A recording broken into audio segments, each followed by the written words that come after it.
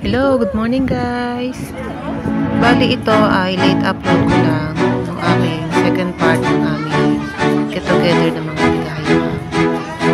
So share ko lang yung raw video sa inyo guys para sa memories namin sama-sama ng mga friends ko dito sa Hong Kong. Ay, first time ko nakapunta dito guys, Harbor Chill.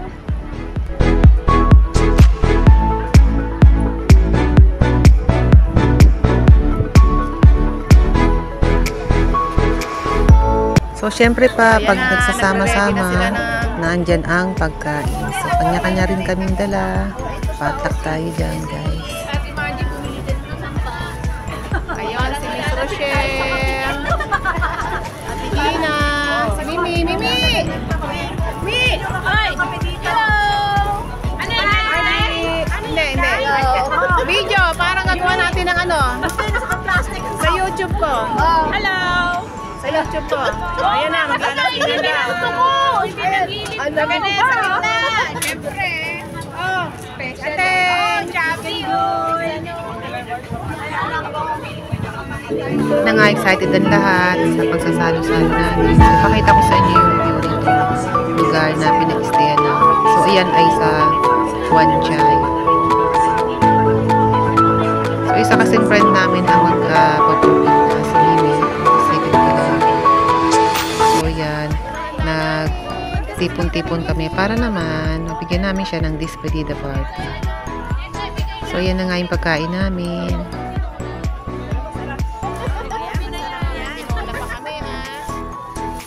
So, sobrang saya ng mga moment na yan. Talagang sinulit namin yung aming bonding.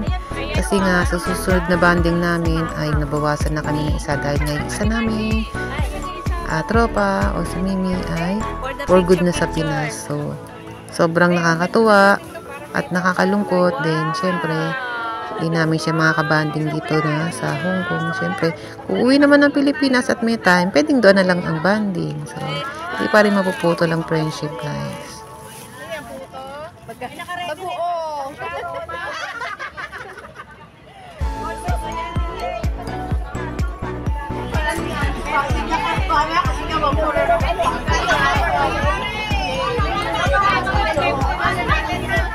Ay, dali. Video yan. Video pala? Video. Ano ko picture? CR kami. May video. Pati picture tayo dun.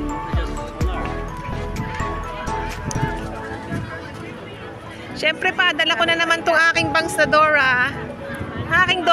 Aking bangs na lakas daw Makadora. Makadora yan. Makadora. Hindi Dora the Explorer. Makadora. Okay.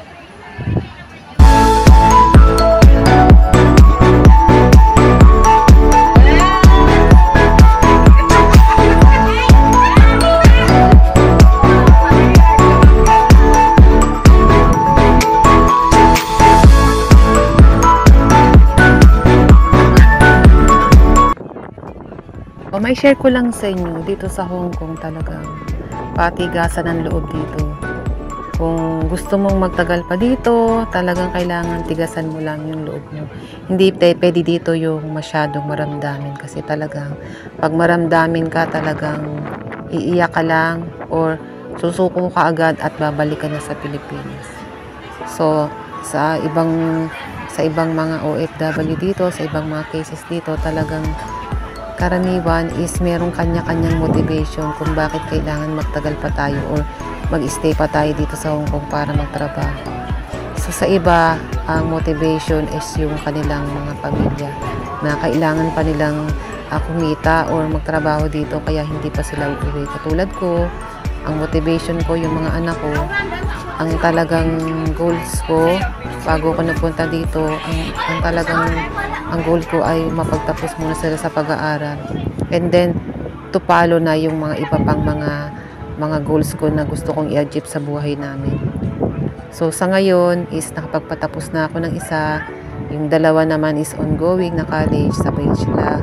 Kaya naman, mananatili pa rin ako dito sa Hong Kong hanggat kakayanin ng kakayanin ng powers natin, guys. So, happy kami pag meron kami mga friend na umuwi na o nagpo-for good. Siyempre, andyan na rin yung aming pagkainggit kasi ang talagang pagpo-for good dito sa Hong Kong, pag naandito ka, pag sinabing magpo-for good ka na, is talagang ang unang tanong namin, kaya na ba? May ipon na ba? Mayaman ka na ba? Ganon. Biro yun, pero birong totoo talaga yun, guys, pag tinanong namin. Sabihin kasi, alam namin na pag nagpunta ka ng Pilipinas o pag bumalik ka na sa Pilipinas, andyan na yung pagharap mo sa realidad sa hirap ng buhay. So, isang katapangan masasabi ko sa sarili ko na isang pagiging matapang ang pag-decide na mag-for good na sa Pilipinas. So ako ay humahanga sa mga kaibigan ko na nag-decide na mag-for good na. At syempre, pinag-pray din namin na sana ay ma-survive nila yung buhay nila doon ng masaya at sama-sama at makakaraos.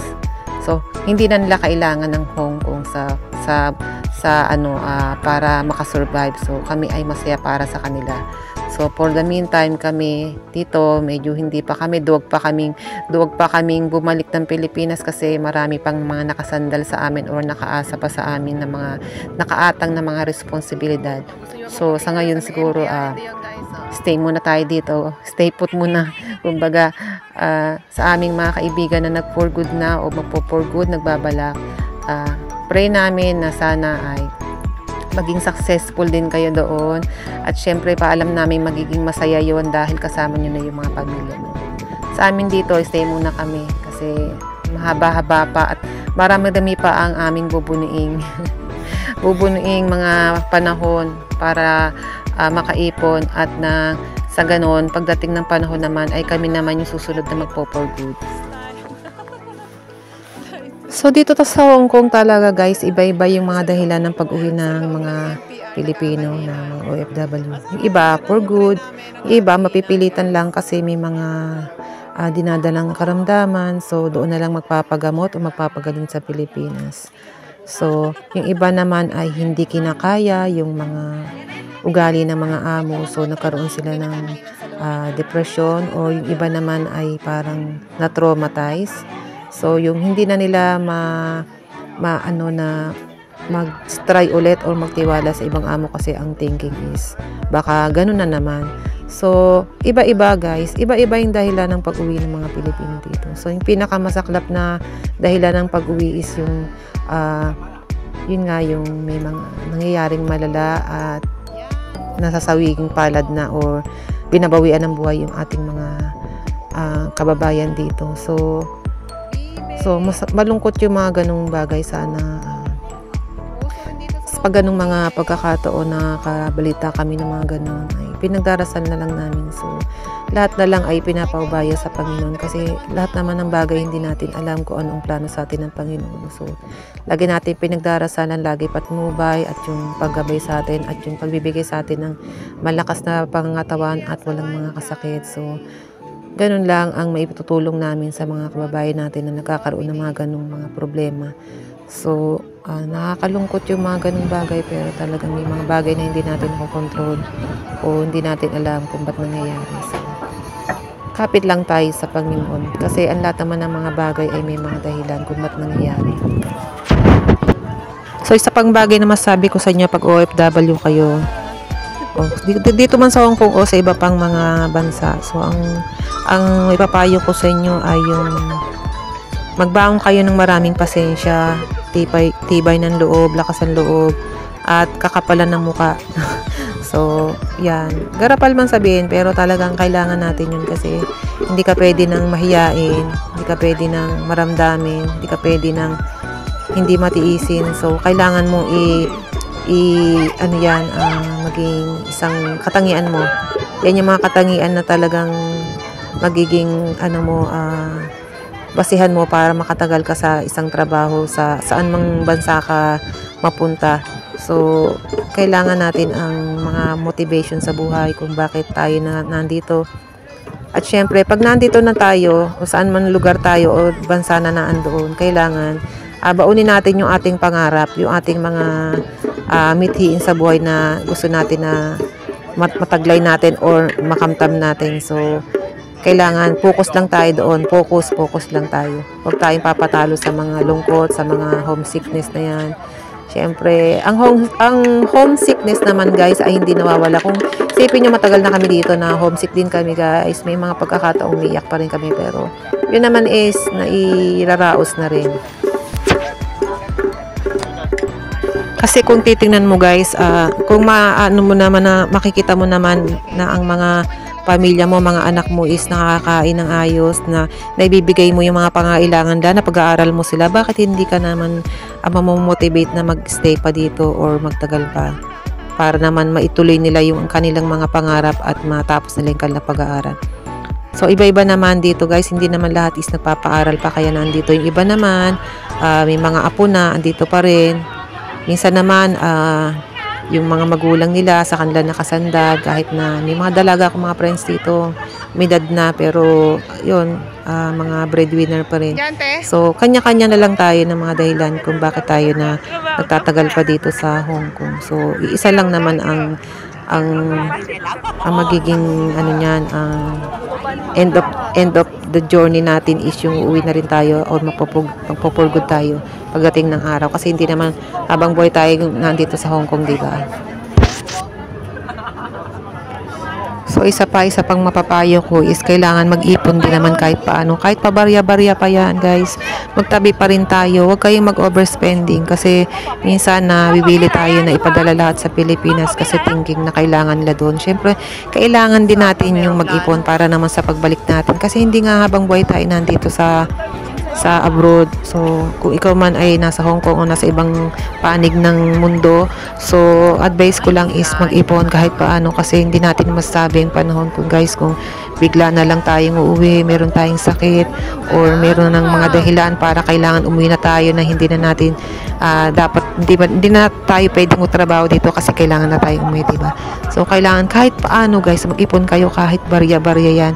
Ang barya pag naman na pagsama-sama yan guys, sa isang taon, malaking bagay na rin yan. Naniniwala ako na kahit paano is malaki pa rin yung may ipon natin. So dito pala sa side na to guys, ma-share ko lang sa inyo. Dito yung merong mga souvenir photos na pwede nating ipagawa. Katulad nito, merong mga nag-aalok dyan ng mga picture para makukuha mo na rin on the spot. So ayan ang mga sample guys. So masasabi ko na reasonable naman yung price niya, $10, $15. Depende sa laki. Yung kinuha namin, yung kaayusan lang, tapos nakalaminate $15. So, affordable naman. So, minsan lang kami magpunta dito, first time nga lang. So, nag-avail. So, ayan nga pala yung exhibition center dito sa Wan Chai. Tapos, ayan yung pinaka station niya. Pauwi na kami dyan, guys. So, yan na nga, kailangan magpaalaman na kasi kanya-kanyang lugar kami, iba-iba ng lugar. Meron sa akin, malayo pa ako, dulo na ako ng Hong Kong. So, kailangan maagang umuwi dahil magbabiyahe pa.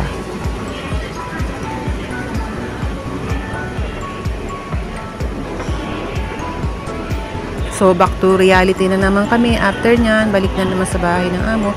So, dito pala guys, iba-iba ang mga instruction ng amo or mga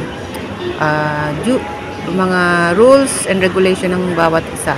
So bukod sa may rules talaga ang ang mga Hong Kong dito, domestic helper, meron silang yung immigration, merong mga rules para sa amin or regulations. So ang mga kanya-kanya naming amo, may kanya-kanya ring mga rules sa bahay. So katulad ko, ang amo ko ay nagbigay sa akin ng rules na dapat 7:30 nasa bahay na ako. So, yun na ang aking curfew na tinatawag. So, yung iba naman dito guys, wala.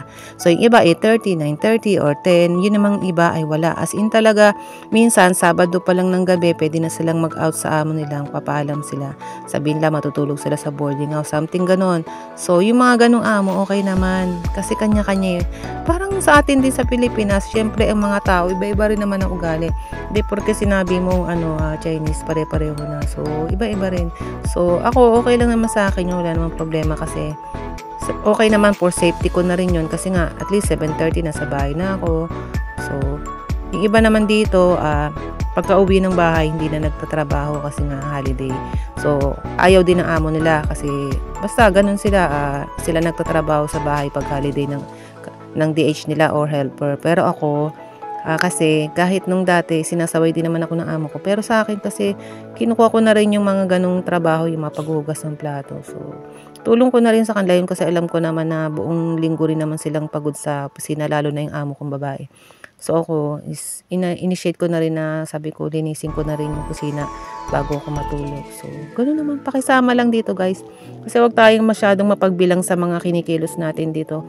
Kasi kahit naman paano, almost magta 10 years na ako dito sa Hong Kong guys, is maganda naman yung samahan namin ng mga amo ko. May mga adjustment lang nung una, syempre sa ugali. Tapos yung mga culture shock natin dito, yan ang una nating ma-encounter, yung meron tayong mga kaugalian sila na hindi natin maintindihan pero kailangan natin i-absorb unti-unti. So may adjustment period naman yan. Sa akin 3 months, 6 months okay na ako dito. So yung una lang umiiyak pero later on is okay na. Kailangan fight pa rin tayo guys. Kasi kailangan natin ng makasustento sa ating pamilya at syempre ma-reach natin yung ating mga goals sa buhay. So yun lang guys, sana may na-share ako sa inyong maganda sa araw na to. So laban-laban lang tayo guys. Alam ko na lahat tayo ay may kanya-kanya mga pagsubok at mga dalahin sa buhay, pero syempre laban lang at kapit sa Panginoon. So tiwala natin sa Panginoon, andyan lang lagi, wag natin nang alisin kasi ang Diyos lang ang hindi makatiis sa atin na hindi tayo tulungan or suportahan. So, yun lang guys. Hanggang dito na lang. Paulit-ulit ako. Hanggang dito na lang guys. Salamat sa panonood. Pasensya na kayo kung marami akong in-upload na mga pictures kasi yung ibang pictures na yan ay i-delete ko na sa aking gallery kasi syempre ay ang sikip na naman ng aking phone, may storage. So, yun lang guys. Salamat ulit. Please paki-subscribe na naman yung aking YouTube channel na It's Hazel Channel. At yung aking page na Sel Kasugay. So, yun lang. Salamat ulit. Ingat sa lahat. Sa aking mga kaibigan. Ingat kayo at pray lang. Thank you. Bye-bye.